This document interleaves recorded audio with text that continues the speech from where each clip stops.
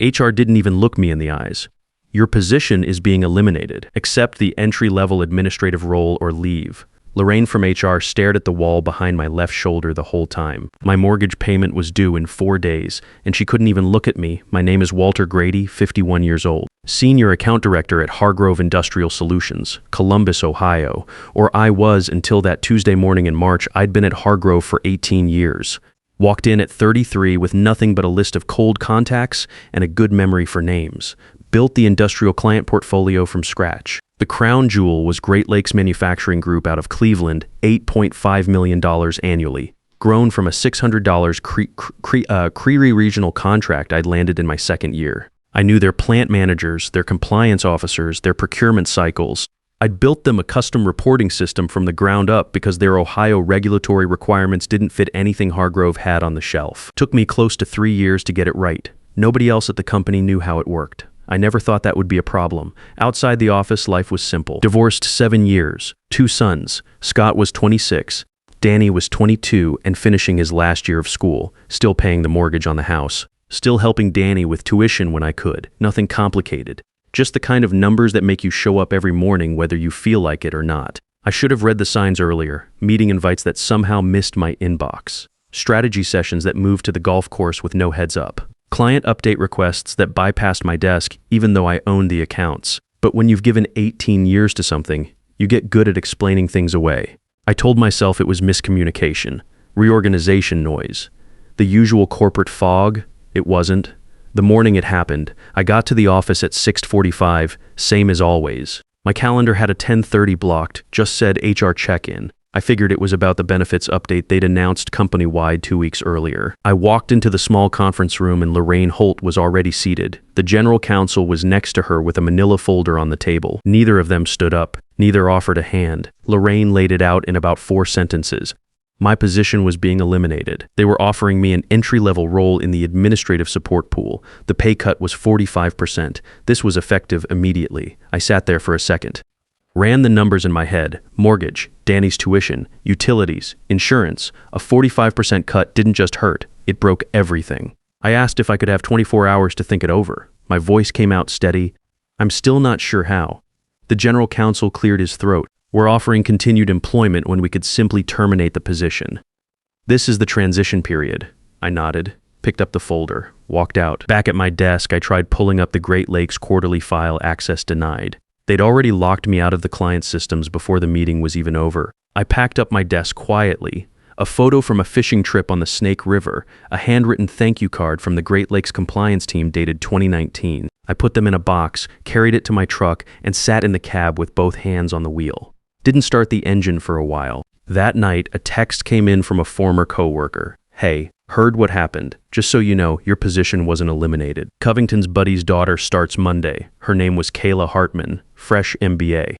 Her father played golf with Earl Covington every other Saturday at Muirfield Village. I read the message twice, set the phone face down on the kitchen counter, poured a glass of water and stood there looking out the window at the backyard for a long time. I want to be clear about something before I keep going. What happened over the next 7 weeks wasn't about getting back at anybody. I didn't plan it out like some kind of operation. I just stopped letting other people decide what I was worth, and that turned out to be enough. The next morning, I called Floyd Cassidy, VP of Operations at Great Lakes Manufacturing. We'd worked together for 11 years. He picked up on the second ring. Walter, didn't expect to hear from you on a Wednesday morning. Everything okay with the quarterly prep? I told him straight. Position eliminated, effective immediately. Silence for a few seconds. Where are you right now? My driveway, stay there. I'm finishing something up. Give me 25 minutes. I didn't ask why the VP of Operations at our biggest account would drop what he was doing to come find me in my driveway. I already had a sense of what it meant. In 11 years, Floyd and I had built something past the usual client rep dynamic. He didn't call me to check on contract terms. He called me when his compliance team had a problem nobody else could figure out. He pulled up in his F-250 and pointed across the street at a diner. We went in and ordered coffee neither of us really touched. Floyd leaned back in the booth and told me what he already knew. Hargrove had been positioning someone to take over the Great Lakes account for months. Kayla Hartman had already sat in on 2 informal lunches with their procurement team. During one of them, she'd suggested migrating Great Lakes off the custom reporting system and onto Hargrove's standard platform to streamline the client experience. Floyd said it flat, no editorializing. She doesn't know our business, Walter. When I mentioned the compliance reporting architecture, she didn't know what I was referring to. He set his coffee down. Our contract comes up in 55 days. The only reason we haven't taken meetings with your competitors is because of the relationship we have with you directly. That changes if you're not in the picture. He looked at me across the table. I'd rather hire you, independent consultant to start. Help us through whatever's coming, maybe longer term if it makes sense. I told him I needed to think about it. He nodded. Don't take too long. 5 days moves fast. That night I sat at the kitchen table with a legal pad and worked through the numbers 3 times. Same answer every time.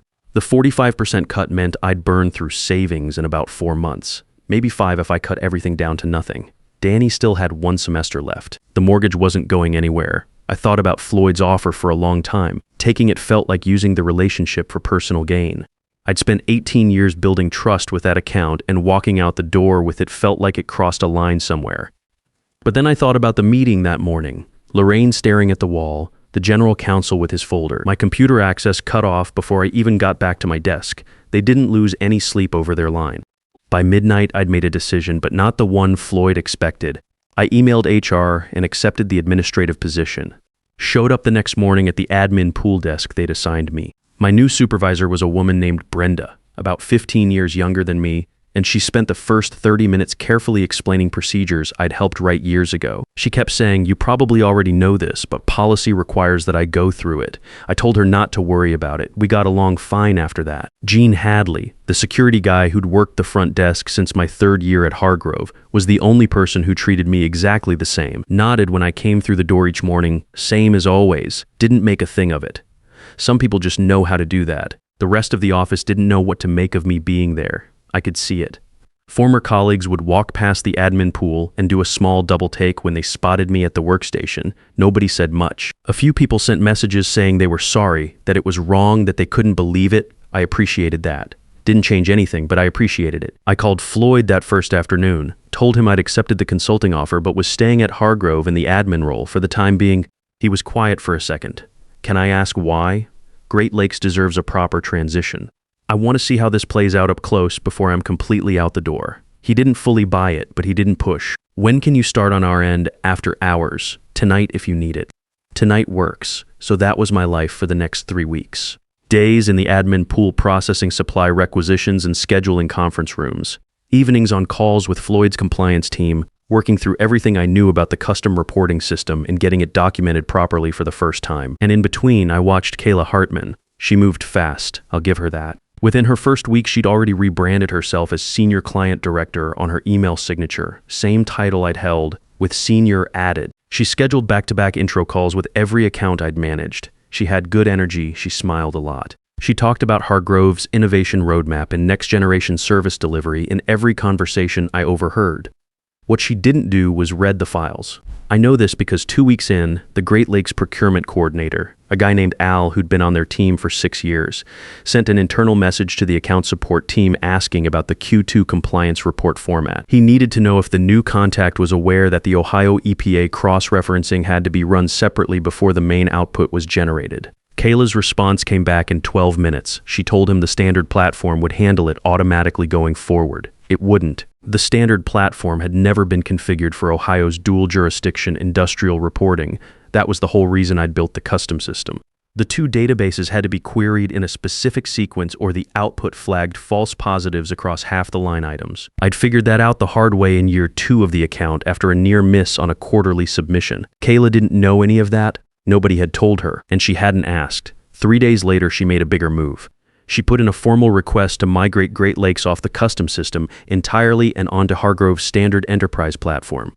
The request went to IT with a 2-week implementation timeline.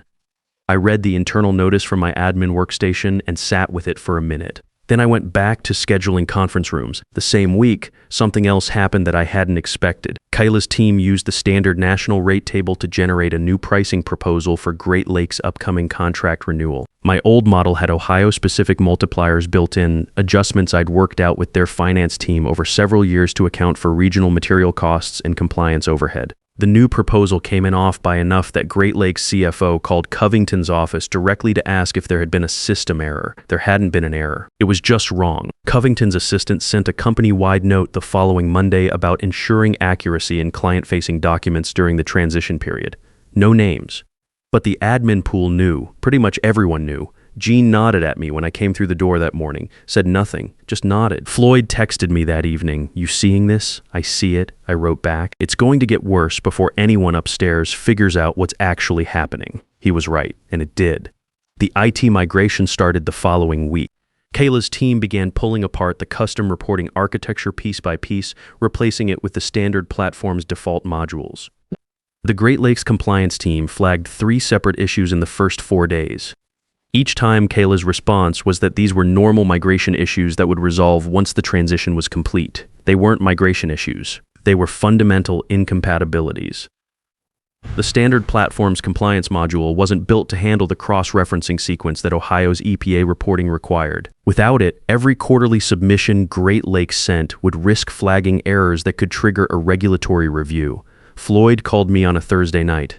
"Our legal team is getting involved. This isn't a minor issue anymore. I know. We're going to request a formal meeting with Hargrove leadership. I'm going to ask that you be in the room." I told him I'd be there if they put me on the invite. 4 days later, a calendar invite landed in my inbox. Executive conference room, my name was on it, alongside Kayla's and the full leadership team. Someone upstairs had finally remembered I existed. I picked out what I was going to wear the night before, not a power move, just wanted to look like I still belonged in that room. Monday at 9 a.m. I got there early and took a seat at the far end of the table. Nobody said anything about it. Covington came in a few minutes later, glanced at me, gave a small nod. The kind that means he wasn't sure why I was there but didn't want to make it a thing in front of everyone. Kayla sat 2 seats down from him. She had a leather portfolio and a confident posture. She looked like someone who'd prepared a presentation. I had nothing in my hands. Floyd walked in at 9:02 with Great Lakes General Counsel and their COO, a woman named Sandra Pruitt, who I'd met twice before at industry events. The energy in the room shifted the moment the 3 of them came through the door. Everyone on the Hargrove side of the table understood immediately that this was not a routine client check-in. Floyd didn't spend time on pleasantries. "We've asked for this meeting to address serious concerns about service continuity and compliance risk. Over the past 4 weeks, we've experienced 3 failed reporting outputs, a significant pricing error on our renewal proposal, and what our legal team has characterized as an unauthorized modification to systems that were contractually specified as part of our service agreement." Covington leaned forward. "We appreciate you raising these directly. There are always adjustment periods during platform transitions, and we want to assure you that our team is fully committed to resolving any outstanding issues." Floyd looked at him evenly. "Earl, the system that was modified wasn't outdated. It was purpose-built for our specific regulatory requirements. We were not consulted before the migration began, and the current state of the replacement system cannot support our Ohio EPA quarterly submissions without generating false positives across a significant portion of our line items." Kayla cut in. "The standard platform has full compliance module functionality. The issues you're describing are configuration problems that our IT team is actively working through." Sandra Pruitt, the COO, spoke for the first time. Her voice was calm and precise. "We had a reporting deadline last Thursday. We missed it. That is not a configuration problem. That is a compliance failure with potential regulatory exposure for our company." The room went quiet. Floyd turned and looked at me at the end of the table. "Walter, can you help us understand what the original system was designed to do and why the standard platform isn't a direct replacement?" Every head turned. Covington's expression was unreadable.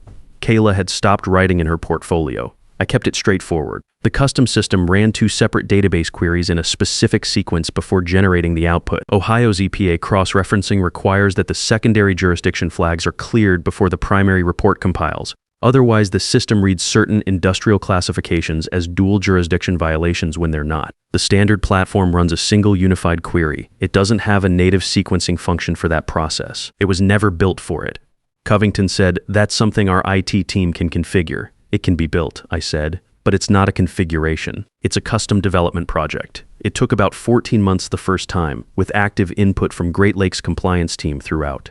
Another silence. Floyd slid folders across the table to each Hargrove executive. I'd seen the cover page during our prep call the previous week. Contract revision proposal. Service unbundled, fees reduced by 35%. New consulting arrangement for system reconstruction handled independently, not through Hargrove. Covington opened his copy, scanned the executive summary. His jaw tightened. "This represents a fundamental restructuring of the relationship we've built over many years. It represents what the relationship is currently delivering," Floyd said. "Which is not what we contracted for." Kayla flipped through the appendix pages. I could see the moment she found the consulting arrangement detail. The color shifted slightly in her face. A 35% reduction, Covington said. That's substantial. The pricing error alone would have cost us $340,000 on an annualized basis if we'd signed the renewal as submitted, Sandra said. 35% is a reasonable starting point for a conversation. Covington looked down the table at me. He was calculating something behind his eyes. Walter, your institutional knowledge of this account is clearly still relevant here. We may have moved too quickly in certain areas. We'd be open to discussing a reinstatement of your previous role to ensure proper continuity for Great Lakes. Floyd glanced at me. The question was obvious. Was this what I'd been waiting for? I kept my voice even. I appreciate that, Earl, but I think the company already made its decision about where I fit. I'm in the right role for now. Covington stared at me. He'd expected relief, eagerness, some version of gratitude. He didn't get any of it. The meeting wrapped up with an agreement to review the proposed contract revisions within 10 business days. Floyd shook hands with the Hargrove executives. Sandra gathered her documents without much expression.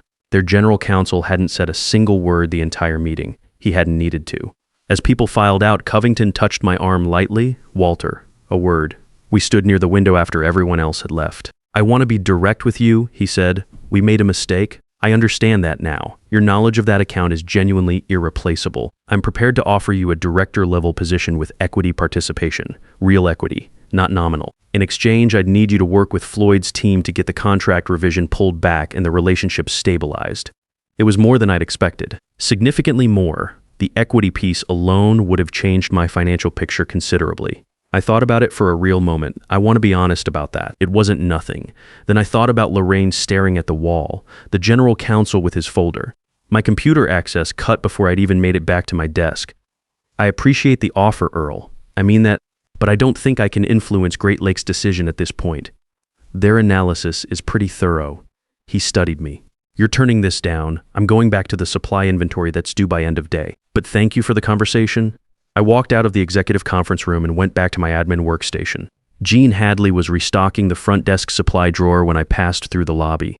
He looked up and gave me the same nod as every other morning. Nothing more, nothing less. I sat down, pulled up the inventory spreadsheet, and finished it before lunch. 3 days before the Great Lakes contract deadline, Kayla appeared at my workstation. She stood there for a second before she spoke, like she was deciding something.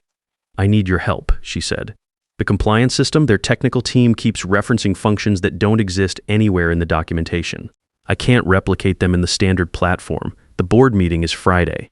I looked up from my screen. When do you want to go through it? Now, if you're able, let me clear my afternoon. We took over a conference room on the second floor for the rest of the afternoon. I walked her through the whole system, every function, every workaround, every patch I'd added over the years. The sequencing logic for the EPA cross-reference, the secondary flagging module I'd built after a near miss in year 2, the quarterly update process that had to be run manually because the Ohio classification codes changed on a different cycle than the federal ones. I showed her how the output files were structured, why the naming convention mattered for Great Lakes' internal audit trail, and where the edge cases were that would look fine on the surface but break downstream. She asked good questions, better than I expected. She wrote everything down. About 2 hours in, she set her pen down and looked at the whiteboard I'd been using. This isn't a platform feature, she said. This is a whole separate system you built inside the platform, more or less. How long did this take? The core of it was about 14 months, then smaller additions over the years as their needs changed. She was quiet for a moment, and I pulled it apart in 3 weeks. I didn't confirm or deny, just moved to the next section. By 5:30, we'd covered everything I had. She sat back in her chair and looked at her notes, several pages of them, and then looked at the whiteboard again. There's no way to rebuild this before Friday, she said. It wasn't a question, not to the point where it handles live compliance submissions reliably. No, she nodded slowly, gathered her notes. When she got to the door, she stopped and turned around. Why did you help me today? After everything that happened? I thought about it for a second because you asked, and because Great Lakes compliance exposure is real regardless of whose name is on the account. That part was never about me. She looked at me for a moment. Then she nodded once and left. I sat in the empty conference room for a few minutes after she walked out, looked at the whiteboard covered in system architecture diagrams. Then I found an eraser, cleaned the whole thing off, and went home. The next morning I submitted my resignation, effective immediately. Cleared out the admin desk, which didn't take long since I'd never really settled into it. On my way out, I stopped at Gene's station near the lobby entrance. Take care of yourself, Walter. You too, Gene. Thanks for everything. He waved me off like it was nothing. For him, it probably was. He was just a guy who nodded at people when they came in. But sometimes, that's the thing you remember. I drove down to Genoa Park along the river and sat on a bench for about 45 minutes. Watched two guys fishing off the bank downstream. Neither of them seemed to be catching anything. They didn't seem bothered by it. My phone was in my pocket. I'd removed the Hargrove email app that morning. There was nothing coming through that I needed to see. Floyd texted at 10 to 52, decision delivered. Call when you can. I called him from the bench. 35% reduction approved by the board, he said. Full unbundling as proposed.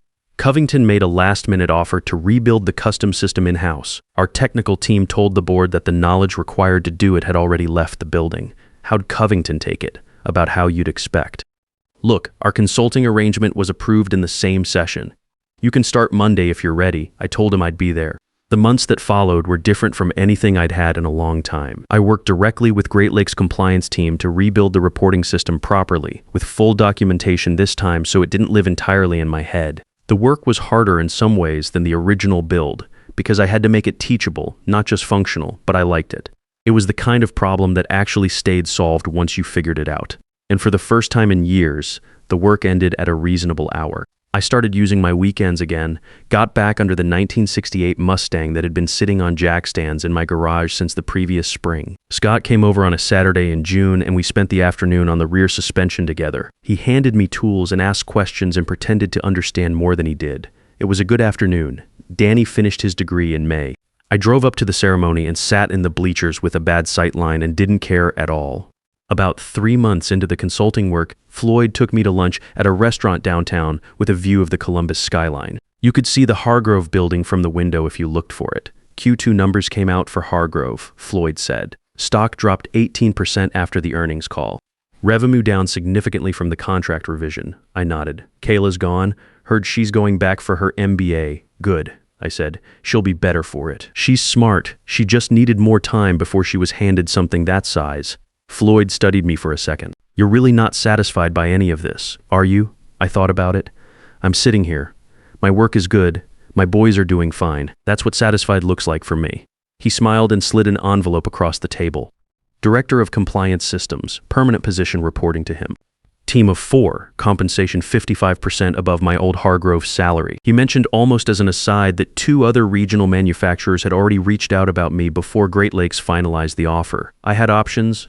I was picking this one because it was the right fit. I signed the contract at a coffee shop near my house.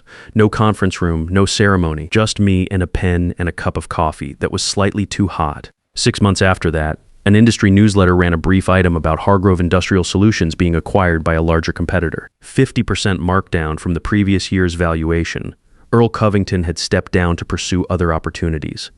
The article mentioned the unexpected loss of key client relationships as a contributing factor to the company's weakened position. Floyd forwarded it to me with a single question mark.